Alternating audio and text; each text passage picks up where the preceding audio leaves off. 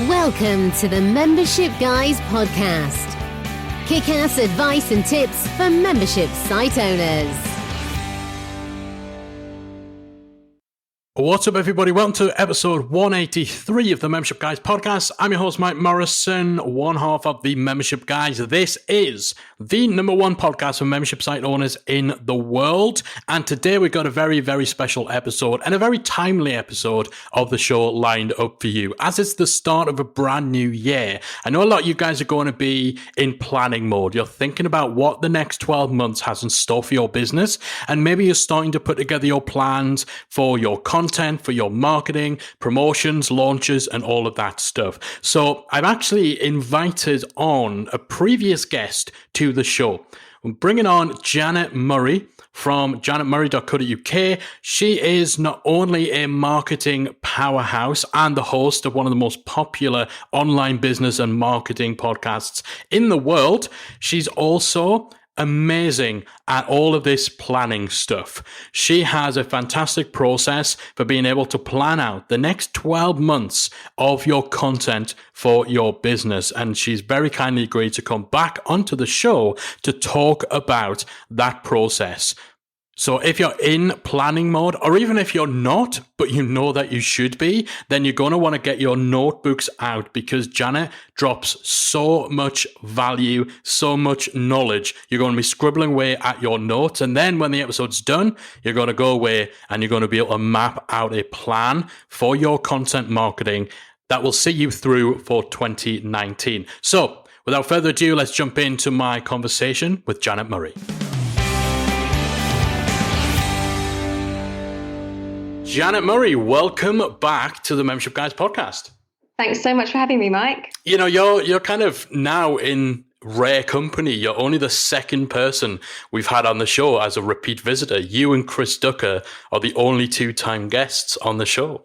Wow. Well, actually, I've just been a second-time guest on Chris Ducker's show as well. So there you go. Wow. Like, even I haven't been. Have I been invited back on Chris's show? I might have been a two-time guest. We're obviously kind of entering a new elite of podcast guesting.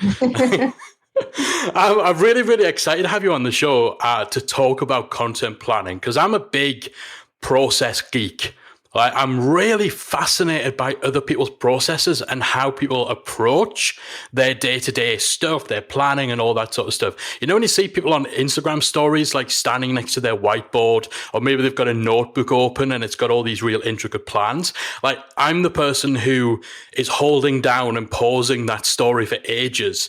Like, not because I want to snoop on what their actual plans are. Like, I usually don't care about that stuff. I just want to snoop at the way that they make their plans. Like, what is their process? How do they map stuff out? I'm just fascinated by the different processes people use. So with that in mind, I know you've got a specific process that you use and that you promote for content planning. Can we just talk through that process? Can you walk me through your process for planning content? Yeah, so I ought to probably start by giving you a bit of the background is that the reason I've got this process for planning is because I am probably one of the most productive people in the world. People often comment how productive I am, but I'm actually one of the most disorganized as well. So I spent like 18 years working in journalism where you have to do everything at the last minute. If you can't do things at the last minute, then you don't survive. So I find it quite difficult to, kind of plan ahead and kind of stay on task. And so basically these are processes that I've created to help me as a kind of entrepreneurial, creative sort to kind of keep me on task and not get distracted. So for me, I've created this kind of 4-step process, which I've turned into a few sort of products and actually even a membership, which I can tell you about later. But for me, it all starts with like looking across your year and just taking, I almost think of it like a wide shot. So you're like a videographer, and the very first thing you do with your planning is you just take a wide shot of the whole year, and you just basically you do it in 90-day cycles. So you've got Q1, Q2, Q3, Q4. And what I encourage people to do is just to start by doing something really simple, but it's actually something people find really hard, is to go, okay, what what are sort of 3 or 4 key things that I'm doing in the first quarter of the year, in the second, the third, and the fourth? Now, I'm so into content planning now that I actually run an annual event as well. So I ran an event a few weeks back called Content Live, which is Content Planning Masterclass. And it's really interesting because the first day we have speakers, it's all about, inspiration, inspiring people to create great content for the coming year. And the second day is about implementation. So I asked people to do this task, but we actually create the plan in the class. I asked people to do it. And about half the people put their hands up and said, I can't do this. I said, why can't you do this task? Because I don't know what I'm going to be doing in my business in Q3 or 4. And I'm like, okay, what's the problem here then? Your problem isn't your content. What's the problem? And they're like, oh, my problem is my business planning isn't there. Because if you don't know what you're going to be promoting or selling in Q4 next year, then you don't have a content problem. You've got a business problem. You've got to solve that first. So the very first thing I get people to do is just to kind of go, okay, like what products and services am I going to be selling? What am I going to be launching? If you're speaking, where am I going to be speaking? Where am I going to be traveling? Am I going to be running any events? Just basically, what are the key things that are going to be going on in my business? And some people find that surprisingly hard, but that's the first part of it. So that's the first thing. I've created this media diary. It's an A4 desk diary that you can use to plan out your content for the coming year. It's got awareness days and key dates. So at that stage, you may well also think, okay, well, what are the key dates in my industry? Are there any kind of, if you're in the sports industry, for example, Wimbledon, or there might be football competitions or rugby, or, just thinking about what are the key dates. If you're in fashion, thinking about those dates and just kind of getting them down. At this stage, there's no commitment. This is just about kind of like, what are your key things that are happening in your business? Are there some key dates, awareness days, things going on that you might be able to kind of, marry up the two to make it a little bit more kind of, I don't know, user friendly or consumer friendly or whatever, make it a bit friendlier in terms of your content. And that's the place to start. And then the second part of it, once you've got that down, which really should take you, if you've done your business planning, it shouldn't take you any more than 5 or 10 minutes to do that, is to then start looking at quarters. And I don't know about you. I think you and Callie are a fan of 90-day planning, aren't you? But we are, yeah. I find it difficult to actually go deep beyond about 90 days. So what I suggest people do is actually do your first 90 days and then you just put a date in the diary to do your next quarter. But if you're really good at this and if you'd actually much prefer to sit down and do it all, then by all means do all of your quarters. But I'm also a big fan of trying not to reinvent the wheel all the time. So it's just a matter for me, the first quarter of your year is sit down and think, okay, well, what's one key piece of content I could create each week in terms of my content marketing? So one blog post, one podcast, one YouTube video, one infographic, whatever it is that is your core piece of content marketing content. And just get all those ideas down. So for me, I know that in Q1 of 2019, my membership's going to be open between Christmas and New Year because that's a good time to get new members who are all kind of like, gung-ho. This year, I'm going to really get on top of my marketing. I'm also going to be launching an online program on how to build an audience in February. So I've got that coming up. And so I'm just looking at the sort of key launch periods and then just starting to think about topics for my podcast, because in my case, my main sort of piece of content is a weekly podcast. So just thinking, okay, well, what are the key questions that people ask me? I've got this audience program coming up. So in January, it really makes sense for me to be creating some content around that. What do people ask me about all the time? So it might be things about, building your email list. It might be about, how many people do you need in your audience to make, a particular number of sales. Building audience could be about, getting on podcasts. I'm just trying to think about what are the key questions that my customers are asking me all the time. And by doing that, you should be able to come up with a list of 12 to 15 content ideas like really easily, and you basically got your weekly content then. So does that kind of make sense so far in terms of your quarterly content? Yeah, definitely. So you're starting by looking, okay, what is the broad plan for the business? 2 or 3 key things that we're doing over the year. What are the main sort of events or happenings within the world, within the industry? So you mentioned like awareness days, holidays, stuff like that. And then the smaller the time scopes are going into the 90 days, the more specific you're getting, and then breaking down into the weekly and so on.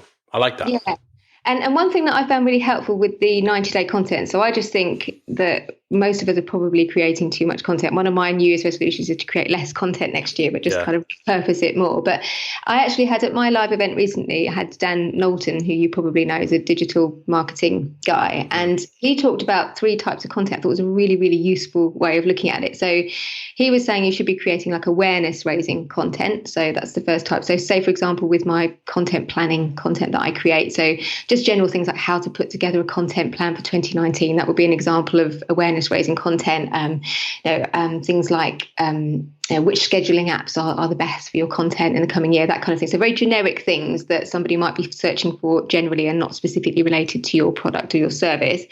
Then he talks about having content which is consideration content. So that's when it might be more specific about, answering the questions people have specifically about your product or service. So in the case of this media diary that I create, again, people often ask what's the difference between the media diary and being in my Media Diary Owners Club, which is a membership that I've created. I've got some blog posts and content I've created, which is like 6 reasons to buy the media diary, common concerns people have about the media diary, and that would be what we'd consider consideration content when people are actually thinking about buying your product or service.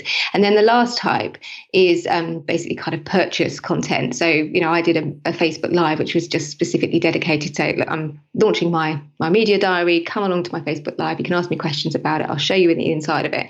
And what I've noticed over the last year or so is that I was creating an awful lot of awareness raising content, which is great, general content marketing stuff that answers people's generic questions. But what I wasn't creating enough of was that consideration content when people are actually considering, should I join the membership or not? Is a membership right for me? Is it okay to be part of 2 memberships? All those kind of questions people have when they're trying to make a buying decision.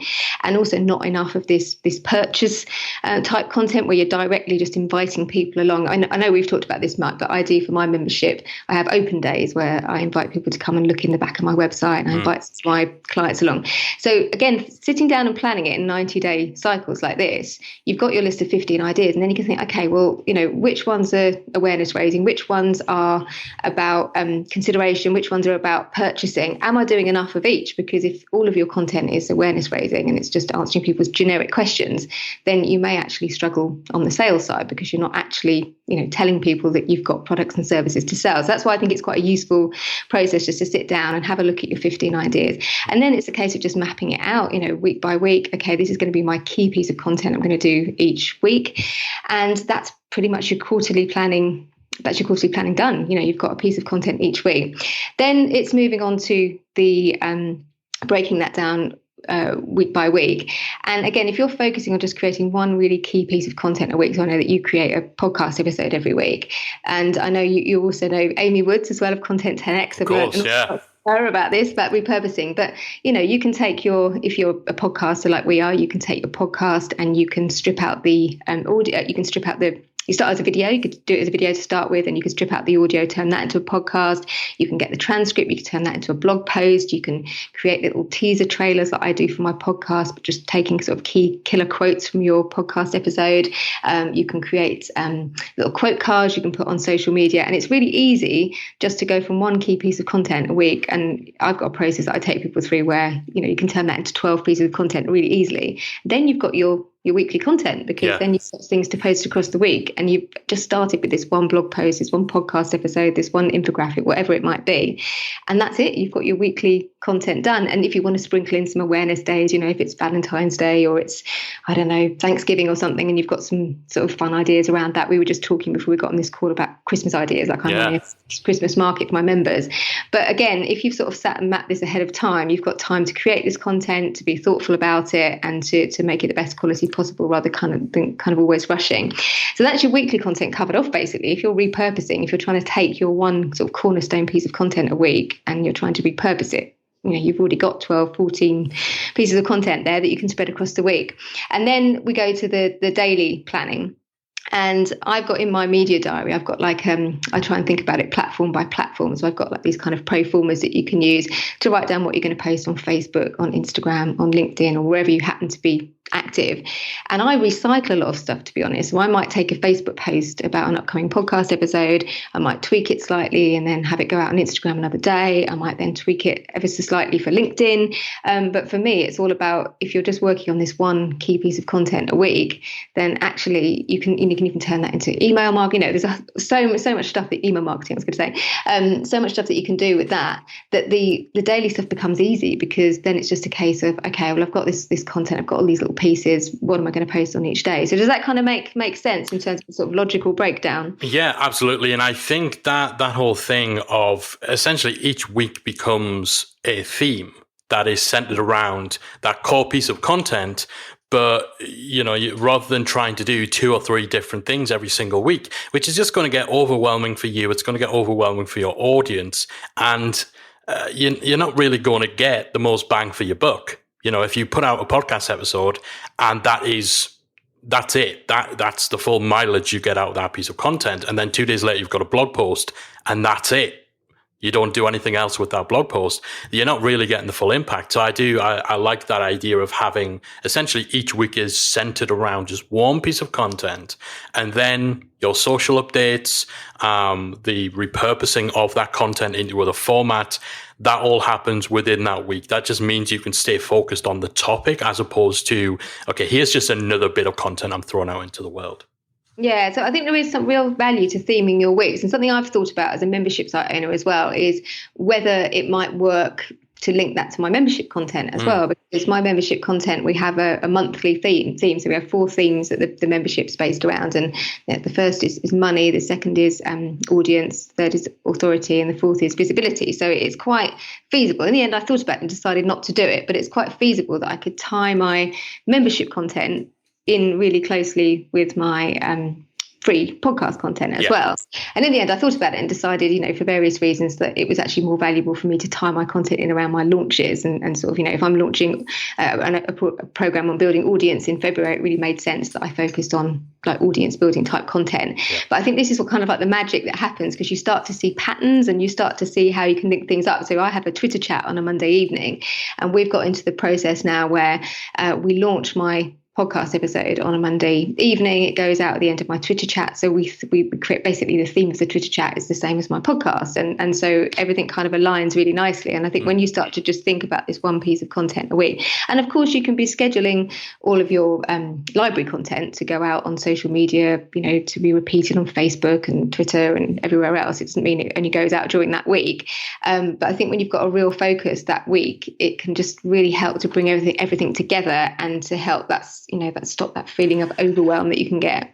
Definitely. And I think, that key word there you talk about, alignment. So, we do for memberships that are open all of the time, where it's an evergreen membership, where, the content you're putting out is the main thing that is going to be drawing people into your membership, then that sort of theming and kind of, basing your public free content around what's in your membership. It doesn't need to be all the time. You could even do, 1 week, the content you put out is connected to your membership. The next week, it is more of that kind of consideration content. It's not topic-based content.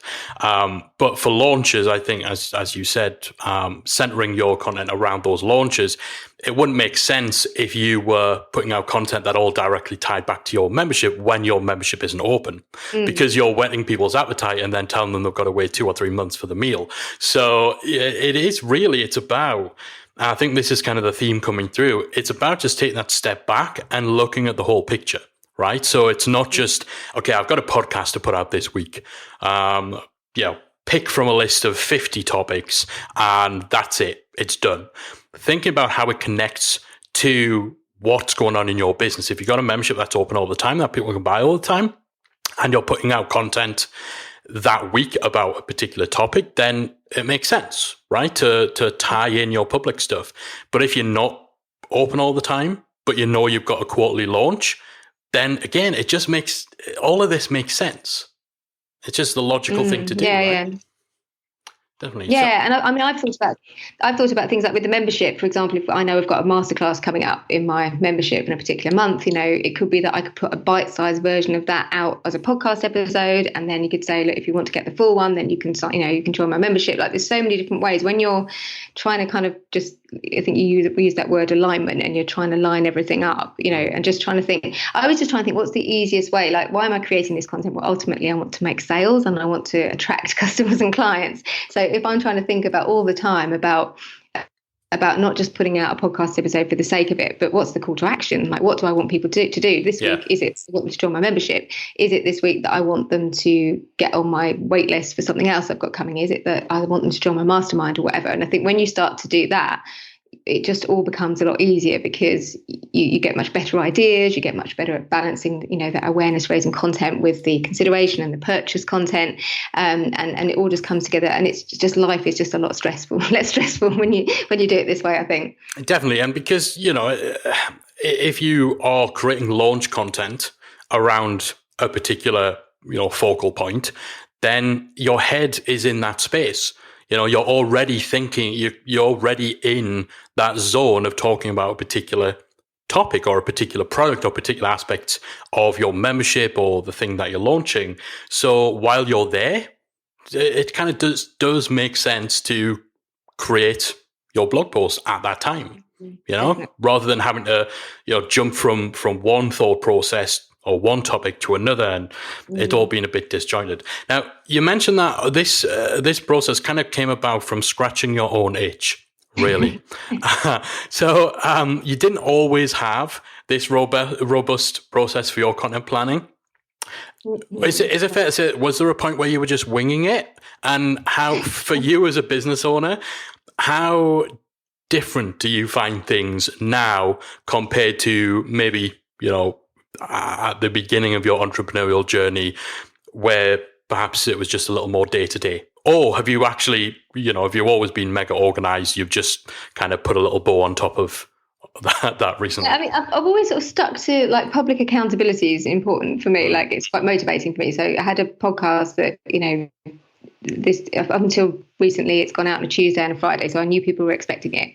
But I think when you don't have a kind of strategic content plan, you're just kind of thinking, oh, that would make a good episode, or oh, I've got to record something, so I'll do that. And I think since I started thinking and planning in this way, I've got much better at aligning my content with my products and services. So I'm making more sales because I'm just being a lot more strategic about it. But it's something I do think there is a sort of, when you start blogging or podcasting or putting out regular content, I do think you've got to be sort of kind to yourself in a way, because it does take a little bit of trial and error. You have to try things. And, sometimes with blog posts or podcasts, the things that you think are going to really land, sometimes they don't. And then you'll just have a surprise hit with something, and you'll be like, okay, why did that work? And so I do think that that's the thing with content creation, is that you do have to just get out there and get stuck in and do it. And one of the questions that came up at my live event, when I said, like, half the room put their hand up and said, I can't do this content plan because I don't know what I'm going to be selling in my business later in the year. And I'm like, well, you really need to fix that. But the other thing people said was, well, what if I change my mind? I said, well, that's fine. I change my mind all the time. Like, so I have a content calendar ongoing where I know probably 2 or 3 months ahead what's on it, who I'm going to be interviewing on my podcast, or what's going on. But if something comes along and I think, oh, that's just a really good opportunity, that's a great guest, or actually it would really make sense to do that there rather than there, that's fine. I just move it around. But I think it's better to have like 80% of things planned, and then that gives you that room to be spontaneous, and you're not kind of like stressed out all the time, worrying about it. But I think my content, the quality of my content is so much better. And you talked about kind of like sort of batching things together. So when I'm doing a launch now, and so I'm not always perfect at it because it doesn't come naturally to me, but I try and create all of the content together. So we were just talking, like, for my membership, I'm running a Christmas market this week for my members, where it's basically a Facebook Live show every lunchtime, where my members get to come on the show with me and basically sell their products and services. And I sat down and created all of the content for that, like in one go, like in one morning. So I thought, okay, what are all the emails that I'm going to need? What are all the briefings that I'm going to need? What's all the artwork that I'm going to need? Like, so I was able to just package it up, put it all into a Google folder, and then that was kind of boxed off and done. And I think I've got much better at doing that. But some of that does come with experience, because obviously the more launches you've done, the more like projects like that you've done, the more you realize what it is that you need. So I think like it's a kind of ongoing process. And I still, my Christmas market, I think I probably got 90% of the stuff, but I still thought, oh, actually Monday morning, oh, we didn't create that. Now we need that. But I think that batching it, whenever I do a launch as well, I have a kind of series of blog posts that I always create. So if I have my media diary, for example, I'll know that I'll need a blog post on, reasons to buy the media diary, reasons not to buy the media diary. I'll do things like, comparing like the media diary with the Media Diary Owners Club, the membership. And I kind of know now that there's sort of, basically it's like FAQs, but I know that there's sort of, 7 or 8 key pieces of content that need to be created. And so, I'll just get into my Google Docs and I'll create all the folders for the different parts, the email marketing, the Facebook ad content, the blog content. But I think some of that does come with experience. But I think the more that you're trying to just think about creating content, I don't know about you, Mike, but when I create things like the Christmas market, I was able to pretty much create most of that content in the morning, because I just focused on doing the one thing. And I find that one of the dangers being an entrepreneur and having like a creative mind is that you just switching from task to task to task. So one thing that I found is really, really helpful in my business, apart from today, I've made an exception to talk to you, but I don't generally do any interviews or meetings or anything before midday, because I just know that personally I'm really productive in the morning. I get up at 5 and I get most of my work done between about 5 and 12. And in the afternoon, I do interviews. Usually I do consultations. I do like admin-y, bitty things. But I know that if I need to get writing done or I need to create content, I think that can be quite an important thing, is just finding that time of day or those sort of that environment that helps you be most productive. Like I can get tons done like in that first half of day, but be good for nothing in the afternoon. I think knowing yourself like that's really important. Yeah, and I think, like you say, a lot of that comes with experience. You're only going to figure out when is the best time of day for you to create content once you've tried creating content at various times of day. And you're only going to, discover the benefits of batching when you get out of that kind of last minute treadmill that I think we probably all go through as entrepreneurs, where you're recording a podcast episode the night before it's due to go out. I think it's remembering as well, it's so important, the couple of things you touched on, that it doesn't have to be perfect and that it can take time to nail it down, but it's okay if you need to change something. Honestly, it's still something I need to give myself a little mental kick up the backside when it comes to our planning, because the commitment phobic side of me kicks in. If I'm planning out 12 months, then there's just that moment a panic in my mind that says, but if I commit, even for 90 days, if I commit to having all of these episodes for the next 90 days of my podcast, and then something incredible happens, then where does it go? Like, I can't possibly change it because it's a plan. It's on the screen. It's there. It's set in stone. But like you say, it's not. If you have to like bump an episode, no one's going to know other than you, and the world doesn't end. And I think, certainly for me, it's something I've had to kind of train myself out of, maybe going too far off the deep end on the planning side and thinking that just because the plan is made, it now cannot be unmade, tweaked, changed, adapted, adjusted. And I think certainly for people, I'm sure there'll be people thinking, I'm not an organized person, so I almost need to go scorched earth in being really strict about enforcing this process. You can still kind of have a little bit of looseness to it. Oh, definitely. And I think it's important. Like I've got this little test that I get people to take, like, what kind of marketer are you? So I think there's like 3 types of marketers. So there's like on diary marketers, I call them. They're the people who plan everything out and they schedule everything and they're so organized. But I think there's a danger in that you can actually be boring, because for those sort of people, scheduled is kind of better than better than good. and actually, if you're just scheduling content that's not very engaging, it's kind of a waste of time.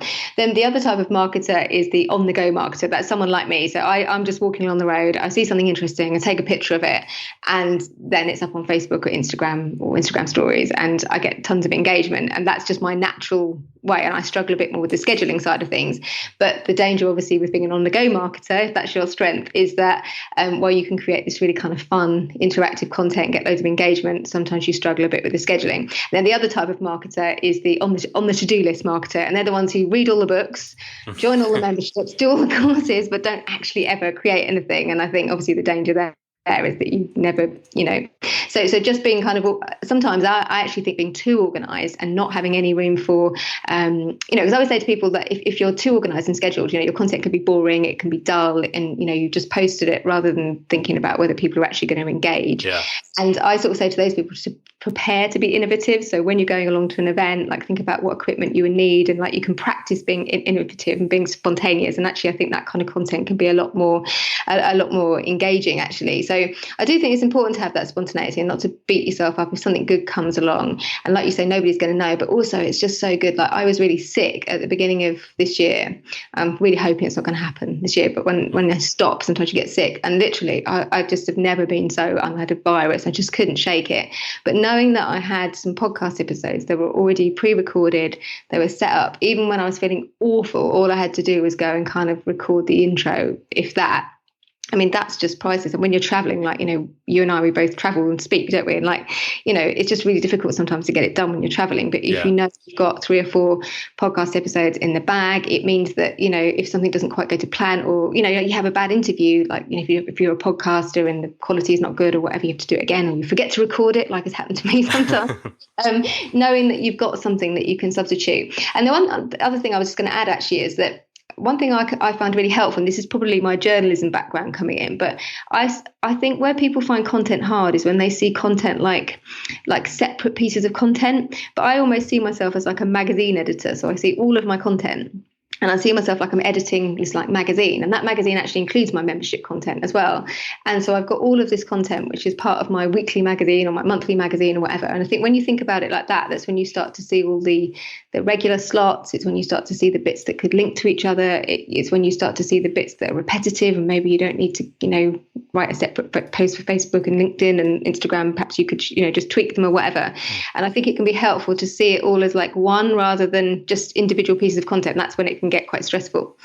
It is. I think, again, it's that recurring theme coming back about how you perceive content and changing, I think, people's understanding of it, because I think so many people focus purely on the content as individual things. It is a podcast. They put out a podcast. They don't produce content. They put out a blog. They don't produce content, and they don't connect content as a vehicle for marketing your business, selling your products. And I think that's such a dangerous route to go down, because you end up, again, like we were saying before, you end up putting this stuff out that has no call to action, that maybe isn't even aligned with what your audience need or want or they're interested in. You're just putting out a podcast because you have a podcast. You're putting out something every week because that's your publishing schedule. You're not thinking about why you're doing that content, how it fits into the bigger picture. And like you say, you might end up putting 3 or 4 podcast episodes out that are essentially about exactly the same thing, but you're not giving it any thought because you never step back to look at, okay, what is the body of work that I've created? Where does this fit in my business? What does this do for me? What does this do for the audience? And I think so much of what other people are putting out, like marketing consultants and bloggers and stuff, where they're advising people on content marketing, they're not doing it with a business angle in any way, shape, or form. And that leads to these kind of bad habits that were kind of touched on here. And, it's funny you mentioned, like, there's obviously a lot of things that you do in your business. There's a variety of different products and offerings that you have. You have your podcast. You go deep on the repurposing and stuff with that. You're hosting weekly Twitter chats. You're always posting these real in-depth questions and discussions on social media that generate ridiculous amounts of engagement and discussion. And I'm so glad that you kind of addressed this in confirming this isn't all planned in advance, right? A lot of it is spotting a content opportunity, taking a photograph and putting it on social, or maybe, shopping for a dress for your next speaking gig and turning it into like the most discussed topic on Facebook that week. But how are you juggling it all? Even if it's not all planned in advance, it's all still work. How do you juggle it all from a time management point of view? Because it's a lot.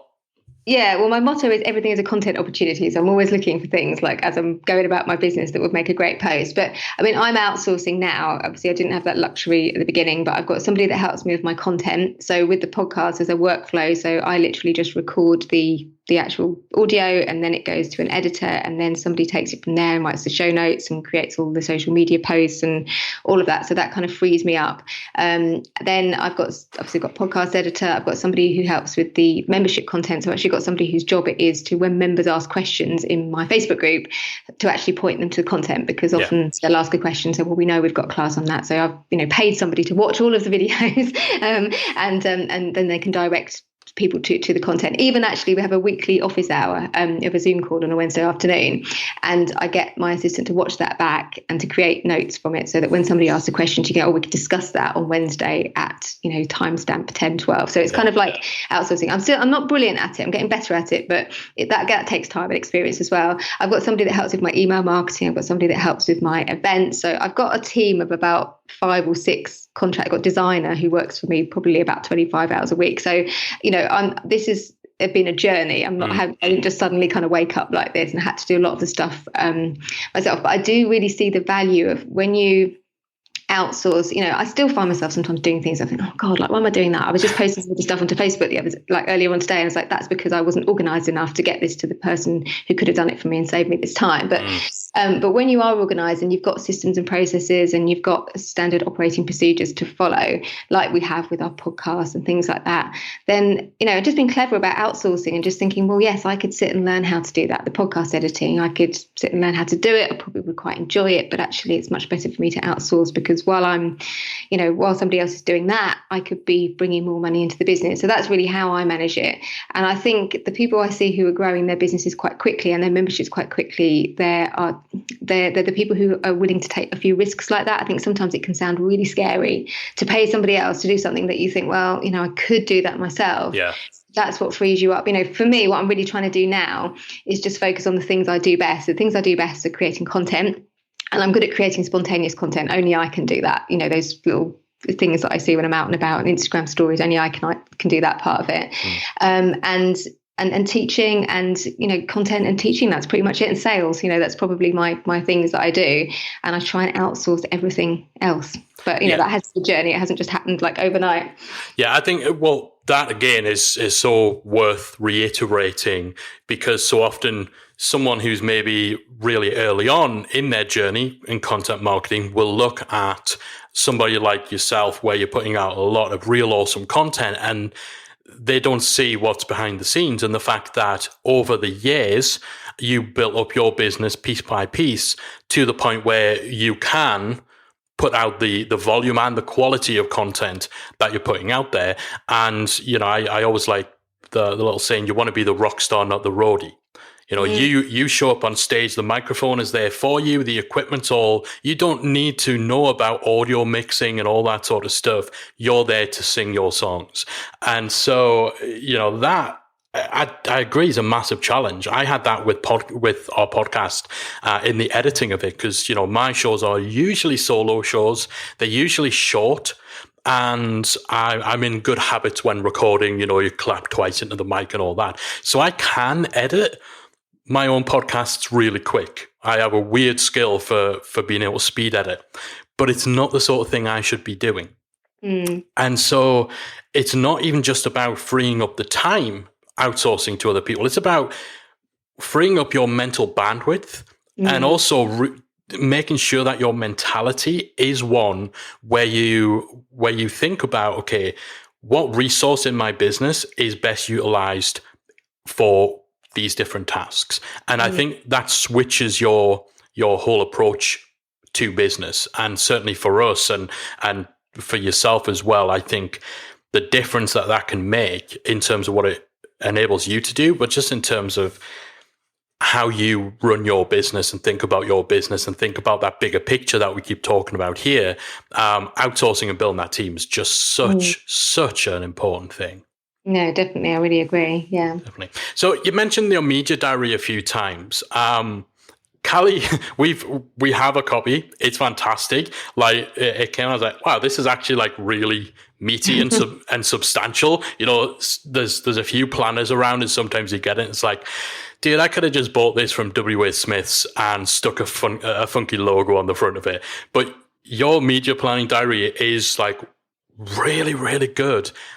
I'm trying not to sound surprised in that because of course it is, but like Callie's been obsessively hunched over it since it came. Like she's mapping out our plans for next year. I'm not involved in that. Like she's telling me what we're doing next year. So it's definitely working. Can you talk a little bit about the media diary? Why did you decide to create it for your audience and go from it being something that just scratches your itch to something you're using to help your audience? And where does it fit with the whole process we've been discussing? So it came about because as a journalist, we very much work like on diary. In fact, there's a phrase we use in journalism, which is on diary and off diary. So on diary is the things that kind of plan, the events, the announcements that are coming up, the spending reviews, the kind of key governmenty things and events in your industry. And then off diary are the spontaneous things that just happen, like the murders, the shootings, the stuff that just kind of happens, the floods, the unexpected things. And so as a journalist, I had to work very much on diary. So I was always thinking, okay, that's coming up next week. Okay, that's events happening next month or whatever. And that was quite a useful way to work as well, particularly in quite a pressurized environment, when you're having to work to quite tight deadlines. So when I kind of moved into online business, I think I took that with me, and I could see that a lot of my clients weren't really thinking like that, and they weren't doing that kind of on diary, most of their on diary planning, and then that gives you the room and to do that kind of off diary stuff. So that's kind of where it came from. And then it's kind of evolved. It's the third year now. So it started off and it was just, it was key days and awareness dates. So we do all the research so that you don't have to go online and look them up and check that they're real and all that kind of thing. But then I kind of thought, well, actually, this leads, this isn't just about the diary. It's about encouraging people to get into good planning habits. So the diary's evolved. So this year it's got, the process that I've just described, it's got the annual planning sort of template that you can use in it. It's got the quarterly templates in there. It's got the weekly. It's got the daily templates in there as well. It's also got space to write notes and to-do lists and things like that. And it comes with full instructions at the beginning on how to use it as well. So Callie did a great job. She went into your membership the other day, and I said to her, "You did a better job." Like she did a video on it and better job of explaining it, I think, than I did. And all the different sections of it. But it isn't just about the awareness days and the key dates. It is about kind of like developing like good, healthy habits. And that kind of turned into an event. So I now do an annual content planning event. So this year it's been a 2-day event. So the first day was all about inspiration. I got lots of content marketers to come and talk about, how to create really inspiring content. And then day 2 is about the implementation. And I'm a big fan of repurposing. So I've repurposed that content into something called the 2019 Sorted Toolkit. So that's an online sort of planning system, basically. And you can buy it with the diary or without if you've already got the diary. And basically, it's a kind of 4-step process. So what I was just describing here, but there's a set of video tutorials that take you through your plan, and you can kind of do your plan with me. And to be honest, I reckon you could get it done in half an hour or something. If you're quite focused, half an hour to an hour, you could pretty much get it done.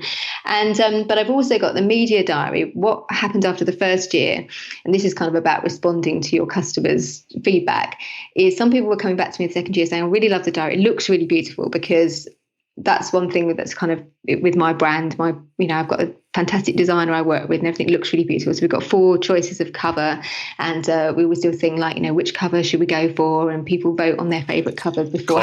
Yes, everything's a content opportunity. Yeah, so we have all of that, and so we've got 4 choices and they're very beautiful. And but the thing about the feedback we got after the first year is that, well, I bought the diary last year but I didn't use it, and obviously physically I can't go around to somebody's house and make them use the diary if they don't buy it and they don't use it. Well, there's not much we can do about that. And we created blog posts posts. We created, there's instructions in the front, but if somebody doesn't actually use it, I was thinking, well, what could we do? And also thinking about an upsell opportunity. So I thought, well, how about we create like a little membership to go with it? So we've now got the Media Diary Owners Club. And this is for people who buy the diary and they're like, this is great, but I need some accountability. I need to know I'm going to stick with it. So we have 4 group coaching calls across the year. We also give this year as well, this has been really popular. People were asking for a digital version of the diary. So what we've created is it's a spreadsheet that's basically got all the awareness dates in, and you can just download it into your online calendar. And that's what people were asking for last year. So we've added that in.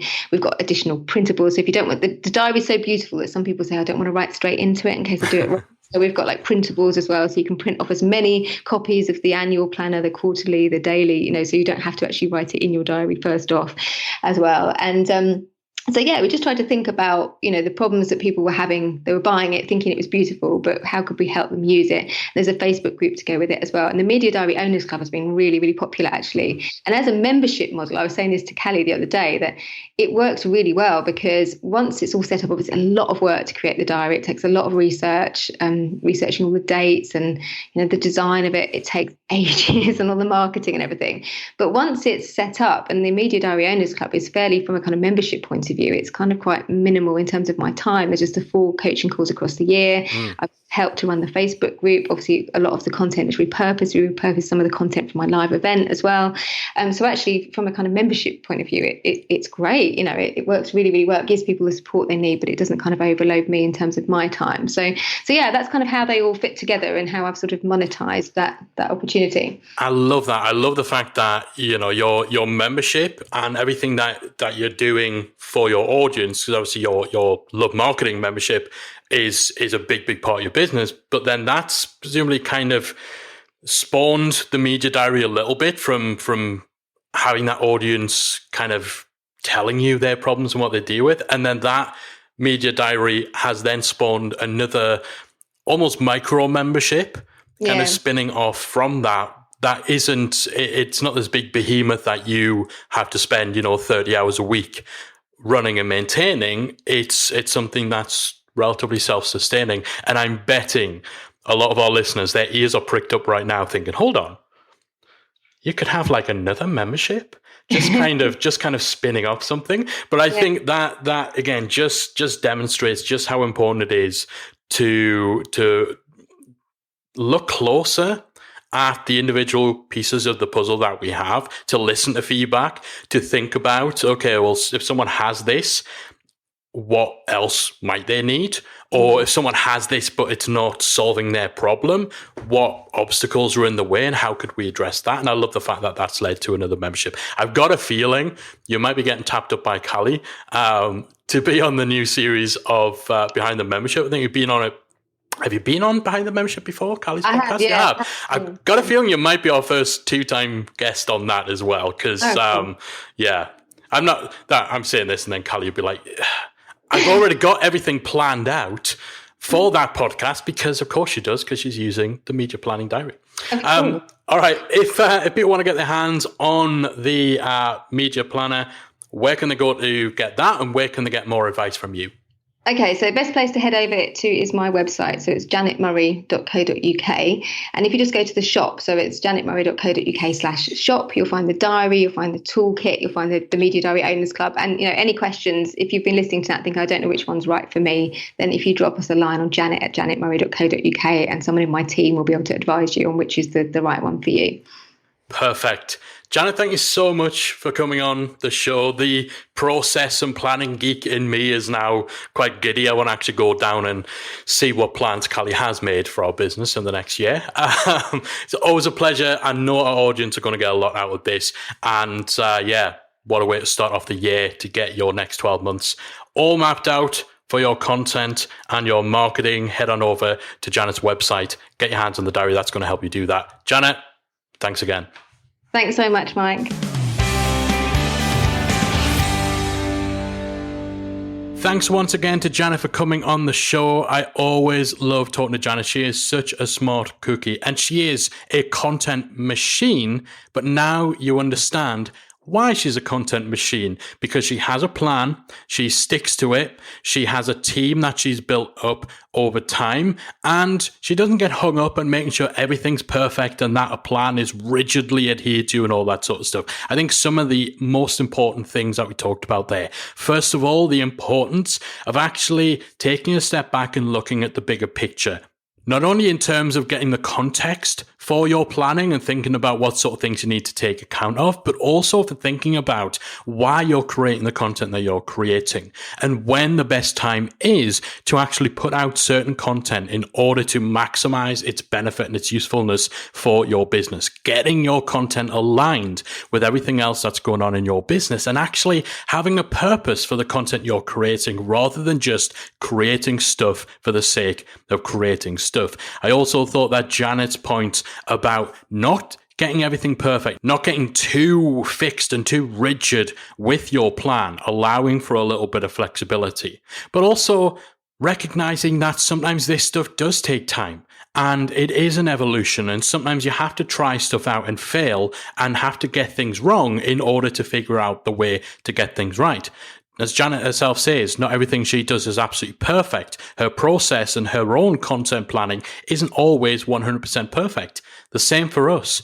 We don't do everything right. We don't have everything nailed. There are still times of the year where, despite having a whole plan for our content, an interviewee might cancel, or we may decide that actually in the middle of recording a podcast episode that the topic itself just kind of sucks, or that it's just not happening, it's just not clicking. And so we'll have to come up with ideas on the fly, or we have to record a new episode or re-record something at the last minute, or the workshop that you just did with an expert for your membership didn't record, or the video quality was rubbish, or the sound didn't get picked up on their side.